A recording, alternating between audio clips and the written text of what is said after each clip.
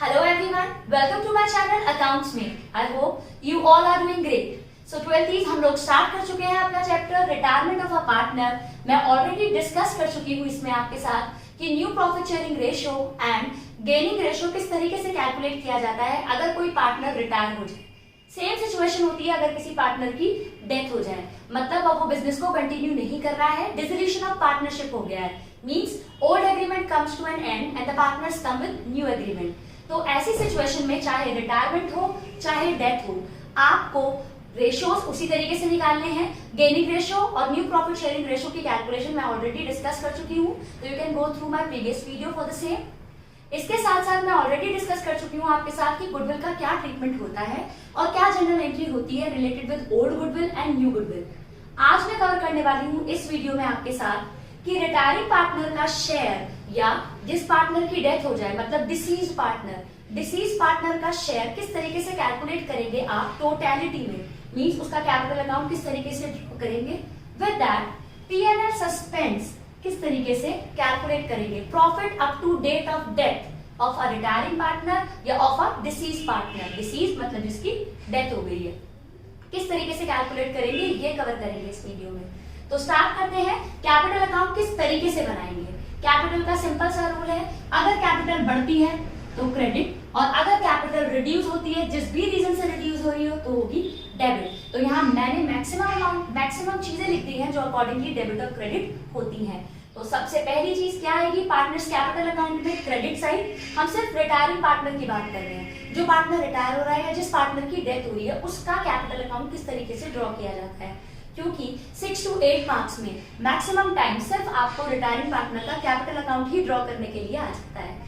तो by side सबसे पहले लिखेंगे आप बैलेंस ब्रॉट डाउन, मतलब ओपनिंग बैलेंस, और आपकी बैलेंस शीट में जो भी उस पार्टनर के कैपिटल अकाउंट के आगे अमाउंट लिखी हुई है वो अमाउंट आप लिखते हैं बाय साइड। बाय साइड आप लिखेंगे पीएनएल सस्पेंस, अगर किसी पार्टनर की डेथ अकाउंटिंग ईयर की क्लोजर मतलब बैलेंस शीट की जो क्लोजर डेट थी उसके बाद कुछ महीनों बाद जाके अगर वो पार्टनर रिटायर होता है या कुछ महीने बाद अगर उसकी डेथ होती है, तो उन महीनों का प्रॉफिट किस तरीके से कैलकुलेट करते हैं वो अभी आगे सीखेंगे।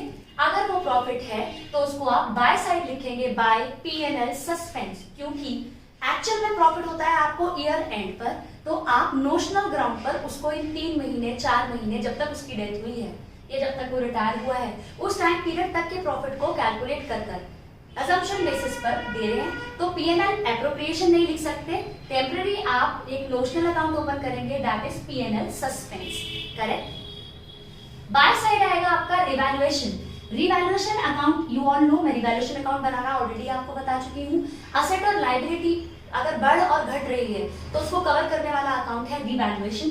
अगर रिवैल्यूएशन में प्रॉफिट होता है तो आपको लिखना है बाय साइड, लेकिन जो पार्टनर रिटायर हो रहा है सिर्फ उसका शेयर, करेक्ट। बाय साइड उसका शेयर लिखेंगे क्योंकि आप उसी पार्टनर का अकाउंट बना रहे हैं। By side gaining partners capital account को अकॉर्डिंगली डेबिट करते हुए आप क्या लिखेंगे, हिज शेयर ऑफ गुडविल। मैंने आपको गुडविल की एंट्री बताई थी, अगर आपकी न्यू गुडविल थी तो गुडविल की एंट्री क्या थी, सपोजिबली अगर ए बी सी 3 पार्टनर हैं और बी पार्टनरशिप फॉर्म छोड़कर चला जाता है तो ए सी टू बी बनती है नॉर्मली इसकी एंट्री, अगर आपको रेशियोज के बारे में कुछ नहीं कह रखा। तो अगर मैं बी का अकाउंट बना रही हूं तो by A and C gaining partners capital account debit to sacrificing partners. Hopefully आपको ये समझ में आया है। बाय साइड आएंगे आपके एक्यूमुलेटेड प्रॉफिट, लेकिन उसका शेयर, उसके शेयर से मतलब है हमारा जैसे ए बी सी 3 पार्टनर है और बी की अगर डेथ हो जाती है, पीएसआर कुछ नहीं कह रखा, प्रॉफिट शेयरिंग रेशियो, तो इक्वली अज्यूम करते हुए 1/3 उसका शेयर। एक्यूमुलेटेड प्रॉफिट क्या क्या हो सकते हैं ये भी मैं आपको चेंज इन पीएसआर वाली वीडियोस में बता चुकी हूँ अच्छे से। आपका जनरल रिजर्व का बैलेंस, आपका पीएनएल का क्रेडिट साइड का बैलेंस, आपके इन्वेस्टमेंट फ्लक्चुएशन फंड, ऑल्दो ये स्पेसिफिक रिजर्व है, अगर इनके अगेंस्ट कोई एडजस्टमेंट है तो कवर करने के बाद अगर ये बचते हैं तो वो डिस्ट्रीब्यूट होगा। Workman compensation fund claim deduct होने के बाद जो अमाउंट बचती है वो सब आप इधर डिस्ट्रीब्यूट कर देते हैं, करेक्ट। इसके बाद आएगा interest on capital till the date of his retirement and death, जब तक उस पार्टनर की रिटायरमेंट या डेथ जो भी हुआ है उसकी इंटरेस्ट, उसकी कैपिटल पर इंटरेस्ट, तो ये भी हमेशा मंथ तक लगेगा। तो टिल द डेट मतलब अगर किसी पार्टनर की डेथ, अगर मैं सपोजिबली बी का कैपिटल अकाउंट ड्रॉ कर रही हूँ और बी का बैलेंस था 3 लाख, तो 3 लाख पर जो भी रेट परसेंट है आईओसी का इनटू जितने महीने बाद उसकी डेथ हुई, तो हमेशा इसमें मंथ कैलकुलेट होंगे। बट गुडविल में कभी भी मंथ कैलकुलेट नहीं होते। अगर आपको न्यू गुडविल कैलकुलेट करनी पड़े गुडविल के फॉर्मूलेस को पुट करने के बाद, तो गुडविल एक पर्टिकुलर डे कैलकुलेट की जाती है, उसमें आप कभी भी मंथ अप्लाई मत करना। गुडविल एक पर्टिकुलर डे होती है, डायरेक्टली पार्टनर का शेयर उसको दे देना फ्रॉम गेनर्स। होपफुली आपको समझ में आया है।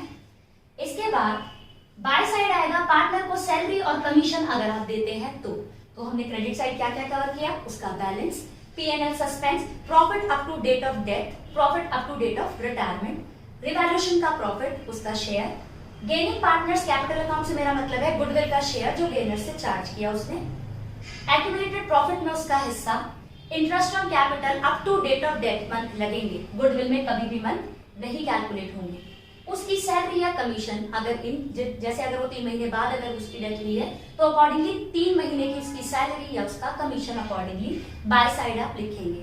अब पार्टनर्स कैपिटल अकाउंट में, रिटायरिंग पार्टनर की कैपिटल अकाउंट में डेबिट साइड क्या क्या आता है, डेबिट साइड आएगा अगर रिवैल्यूएशन के प्रॉफिट, रिवैल्यूएशन का प्रॉफिट हुआ तो आपने उसको बाय साइड लिख दिया, पार्टनर की कैपिटल इंक्रीज कर दी उससे। अगर कॉरस्पॉन्डिंग लॉस हो जाता तो आप लिखते टू साइड, उसका शेयर, रिवैल्यूएशन का loss, share of accumulated losses. अब ये एक्यूमुलेटेड लॉसेस कहां मिलते हैं, ये नॉर्मली आपको बैलेंस शीट में asset side, preliminary expenses, P&L suspense, P&L debit balance और आपके डेफर्ड रेवेन्यू एक्सपेंस करके लिखे होते हैं। तो ये लॉसेस हैं, ये लॉस आप पार्टनर से चार्ज करोगे उसके शेयर में, करेक्ट। इसके बाद अगर पार्टनर ने ड्रॉइंग्स की हैं तो टू कैश करके आप उसकी ड्रॉइंग्स लिखेंगे, आप to cash to bank accordingly जो क्वेश्चन की रिक्वायरमेंट, अगर बैलेंस शीट में कैश या बैंक में से जो भी बना आप वो लिख सकते हैं, यहाँ टू कैश या to bank accordingly. Interest on drawing आपको कैलकुलेट करना आता है, P&L एप्रोप्रिएशन बनाते टाइम फर्स्ट चैप्टर में मैंने ये चीज आपको अच्छे से एक्सप्लेन की हुई है, आप उसको भी देख सकते हैं। विद दैट जितना भी पार्टनर ने ड्राइंग किया उस पर अकॉर्डिंगली मंथ कैलकुलेट करके आप इंटरेस्ट ऑन ड्राइंग कैलकुलेट कर टू साइड लिख देंगे। टू साइड मतलब पार्टनर्स कैपिटल अकाउंट में डेबिट साइड। गुडविल, यहाँ जो गुडविल आएगी, गुडविल का नाम लिखा हुआ है, तो ये कौन सी गुडविल है, जो बैलेंस शीट में असेट साइड मतलब old goodwill, old goodwill return of होती है among old partners in old ratio. तो इस पार्टनर से जितनी आपने चार्ज की, जितनी रिटर्न ऑफ हुई यहाँ वो आ जाएगी। फिर अगर पार्टनर रिटायर हो गया तो क्रेडिट साइड का टोटल करेंगे, डेबिट साइड को माइनस आउट करेंगे, बैलेंसिंग फिगर इधर आएगी। अगर पार्टनर रिटायर हो गया तो जितना भी बैलेंस था वो आप डाल दोगे retiring partners loan account, partner के लोन अकाउंट में वो बैलेंस आप डाल देंगे। लेकिन अगर पार्टनर की डेथ हो जाती है, इन केस अगर पार्टनर की डेथ हो जाती है तो पार्टनर का तो लोन हो ही नहीं सकता अगर पार्टनर की डेथ हो गई, तो उस सिचुएशन में डिसीज्ड पार्टनर्स एग्जीक्यूटर्स अकाउंट, जो भी उस पार्टनर के अकाउंट्स को एग्जीक्यूट कर रहा है उस पर्सन का अकाउंट में आप इस सारे बैलेंस को ट्रांसफर कर देंगे और you can transfer it to deceased partners representative account, आप उसकी रिप्रेजेंटेटिव अकाउंट में भी ये अमाउंट ट्रांसफर कर सकते हो। तो होपफुली आपको समझ में आया। ये थ्योरेटिकल पार्ट से भी बहुत इंपॉर्टेंट है क्योंकि कई बार आपसे पूछ लिया जाता है कि डिसीज पार्टनर या रिटायरिंग पार्टनर के कैपिटल अकाउंट को किस तरीके से कैलकुलेट किया जाता है, amount to be credited, amount to be debited बताइए। तो होपफुली आपको ये समझ में आ गया क्या क्या लिखा हमने, उसका balance, profit up to date of death, revaluation का प्रॉफिट, गुडविल का शेयर, एक्यूमुलेटेड प्रॉफिट्स का शेयर, आईओसी पार्टनर की सैलरी और पार्टनर की कमीशन, और पार्टनर से क्या क्या चार्ज किया हमने, रिवैल्यूएशन का loss, accumulated losses, drawings, interest on drawing, old goodwill write off की, बचे हुए बैलेंस को अगर वो रिटायर हुआ तो पार्टनर्स लोन, और अगर उसकी डेथ हो गई तो डिसीज पार्टनर्स एग्जीक्यूटर या पार्टनर्स रिप्रेजेंटेटिव अकाउंट। अब सीखते हैं P&L सस्पेंस किस तरीके से कैलकुलेट किया जाता है। अब हम कैलकुलेट करेंगे कि अगर कोई पार्टनर रिटायर हो जाता है या किसी पार्टनर की डेथ हो जाती है अकाउंटिंग ईयर की क्लोजर डेट से कुछ महीने बाद, तो उन महीनों का प्रॉफिट आप किस तरीके से कैलकुलेट करेंगे। उस प्रॉफिट को P&L सस्पेंस कहा जाता है, ये मैं ऑलरेडी आपके साथ डिस्कस कर चुकी हूँ। उस पार्टनर के कैपिटल अकाउंट में ये बाय साइड आता है, ये भी मैं आपको बता चुकी हूँ। तो एंट्री के पार्ट पर अगर बात करें तो एंट्री क्या बनेगी उसकी, P&L suspense account debit to deceased partners या retiring partners capital account, capital account. पूरा नहीं लिखना, जैसे अगर भी ए रिटायर हुआ तो एज कैपिटल अकाउंट, ये अकॉर्डिंगली एंट्री बनेगी। और ये PNL suspense account balance sheet में, नई वाली बैलेंस शीट में असेट साइड आएगा। तो ये तो हो गई पीएनएल सस्पेंस कैसे प्रेजेंट होगा। अब कैलकुलेट कैसे होगा ये देखते हैं। कैलकुलेट करने के दो मेथड हैं, time basis, turnover basis. Time basis को आप प्रॉफिट वाला मेथड भी कह सकते हैं, प्रॉफिट के बेसिस पर। ओके, मैक्सिमम टाइम पेपर में आता है या आपके एमसीक्यू पार्ट पर भी आ सकता है, तो बहुत इंपॉर्टेंट टॉपिक है, ध्यान से समझिएगा। Time basis, turnover basis. Time basis again दो पार्ट में डिवाइडेड है, लास्ट ईयर्स प्रॉफिट या लास्ट ईयर का प्रॉफिट या पिछले सालों के प्रॉफिट। फॉर्मूले को समझने के लिए एक एग्जांपल लिख दिया है, इसको समझते हैं।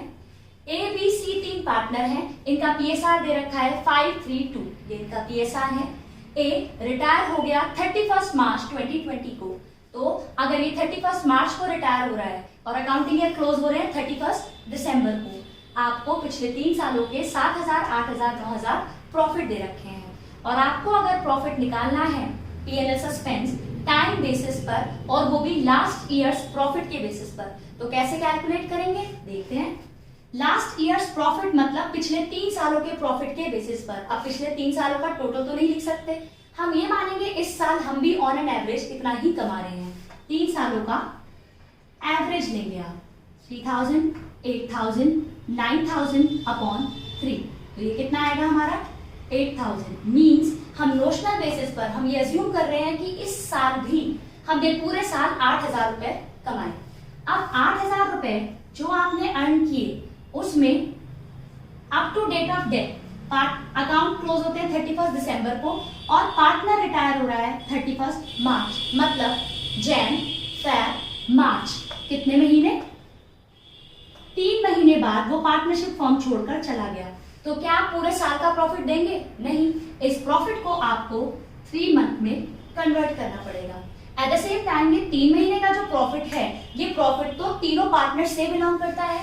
ए पार्टनरशिप फॉर्म छोड़कर जा रहा है तो ए को उसका शेयर दैट इज 5/10 ये मिलेगा। तो कैलकुलेट करते हैं, तो ये अमाउंट आएगी आपकी 1,000 rupees,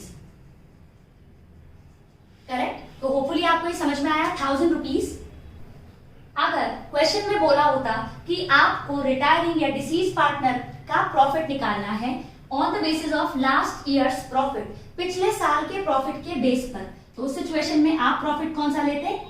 last year that is 2019, और आपका प्रॉफिट था उस साल 9,000। सो 9,000 इंटू 3/12, इससे ये प्रॉफिट बन गया up to date of death into इसका शेयर। तो ये अमाउंट आपकी कितनी आएगी 1125। आप इसको कैलकुलेट कर देख लीजिएगा।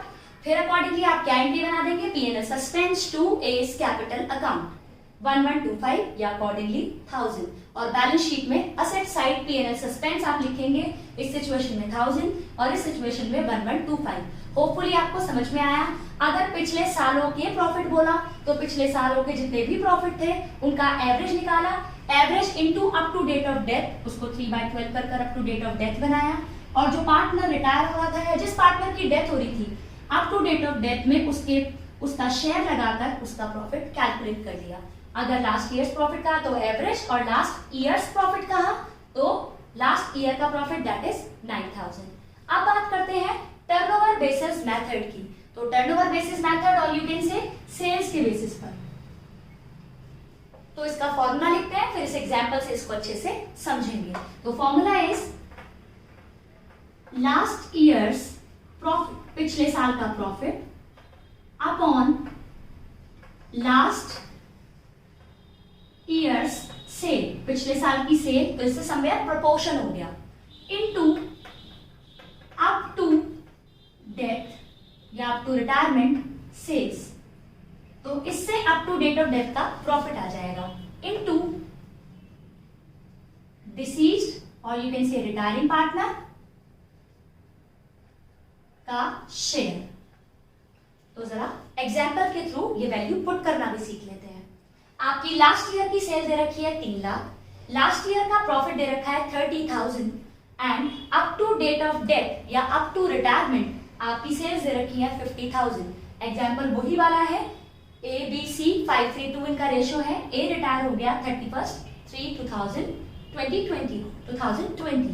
सो 3 मंथ बाद रिटायर हुआ है, बट यहाँ पर मंथ कैलकुलेट करने की इतनी रेलेवेंस थी नहीं, क्योंकि आप लास्ट ईयर के प्रॉफिट और last year sales into up to date of death sales से directly up to date of death का प्रॉफिट कैलकुलेट कर लिए हो। दोबारा से 3/12 करने की आपको कोई नीड नहीं होगी। तो पिछले साल आपने 30,000 अर्न किए 3 लाख की सेल पर, और आज जब तक पार्टनर की डेथ हुई है आपने कितनी सेल कर चुके हो आप?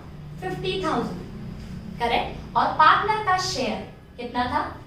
ये up to date of death profit आ गया, इसमें डायरेक्टली आप पार्टनर का शेयर लगाइए और P&L सस्पेंस की अमाउंट आपकी आ जाएगी। कैलकुलेट करते हैं इसको।